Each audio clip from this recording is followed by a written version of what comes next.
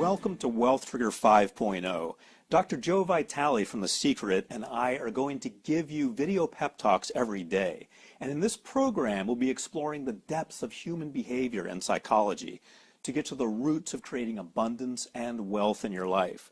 I'm also going to be examining at length different ways that you can start changing the direction of your life for the better. But first things first, before I begin talking about so many different ways that you can change that can potentially revolutionize your life, I'm going to ask you some questions. And the reason for this is that many people want to become abundant and materially wealthy, but their minds and hearts are elsewhere. Are you ready? Well, here are my questions for you to focus on today. What are your thoughts about wealth in general?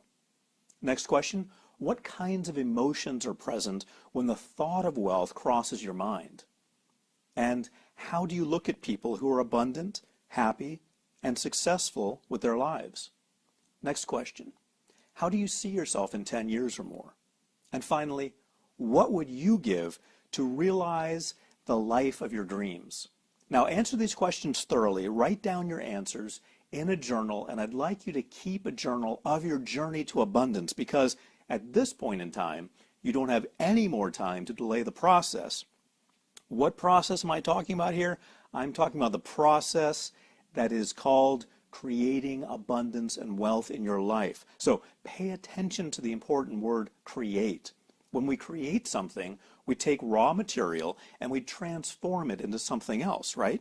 Wealth follows the same logic. You can begin creating wealth, but only if you're mentally, emotionally, and physically ready for it. So let's talk about the questions I raised earlier. Question number one, what are your thoughts about wealth in general? To me, wealth is something that is purely positive. Wealth enables me to not only live comfortably within my means, but it also allows me to help others. For example, through charity. And I'm able to express myself genuinely through the practice of my profession. In fact, my wealth allows me to move forward with the proper tools and resources that I need. On the other hand, many people think of wealth negatively. Not negative in the sense that they don't want to have wealth. No, I'm not talking about that. However, people think of wealth in terms of scarcity. Scarcity means a state of being in short supply. Why am I talking about this? Well, your mindset is everything when it comes to creating wealth. A meta-analytical study published in the journal Society for Personality and Social Psychology in August of 2017, titled The Happy Culture, revealed that personal values, both social and cultural, at the individual level have a substantial impact on the capacity to create social capital and all other kinds of personal capital. Existing values also affect a person's satisfaction level with life. This study made use of individual level data collected from a total of 8,438 respondents. The possibility of creating more wealth and abundance in your life begins with developing the proper mindset for it. So I'm going to talk about this more as we proceed with the program, as we proceed with these pep talks. Question number two was, what kinds of emotions are present when the thought of wealth crosses your mind? I think emotions are just as important as thoughts. In fact, if you look at it, emotions can give rise to thoughts as much as thoughts can trigger emotions. Take, for example, the thought of something that you like, such as a crisp apple or anything that you happen to like. When you think of an apple or whatever you like, you react with positive thoughts and emotions. Your emotions, especially, drive you to take action. In the case of the delicious apple, or whatever you may be imagining, positive emotions convince you that this is a good decision to take the fruit and eat it. Think of something that is much more delicious than fruit or much more exciting than whatever you thought about. Say abundance and wealth, for example. Think about these things, whether you have achieved them or not, whether you have abundance and wealth or not. And how do you feel? How are your emotions?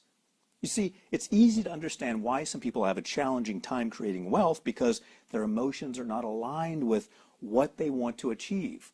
People can achieve abundance in their lives by thinking and feeling that they deserve such a thing from the bounty of the universe. The more you think about abundance and wealth in this way, the more it will gravitate toward you, so to speak, like a stone hurtling and whistling through the air after a powerful throw, and eventually moving toward the earth. So question number 3 is, how do you look at people who are abundant and happy and successful with their lives? Too often, people think negatively of others who have found their way to abundance. Sentiments of envy and even full-blown jealousy are common. While it's certainly normal for a person to want things that another person has, it's not healthy to feel jealous or to feel envious. Why? Because these sentiments are not only counterproductive, but the emotions that these sentiments trigger also instill a strong sense of scarcity in a person. Like I've said before, you must operate from the proper mindset. If you are aiming to create wealth, then you absolutely must have a positive, action-oriented wealth mindset. And I find that this is a great reminder for everyone I talk to, not just people like yourself who want to create wealth. Question number 4. That was, how do you see yourself in 10 years or more?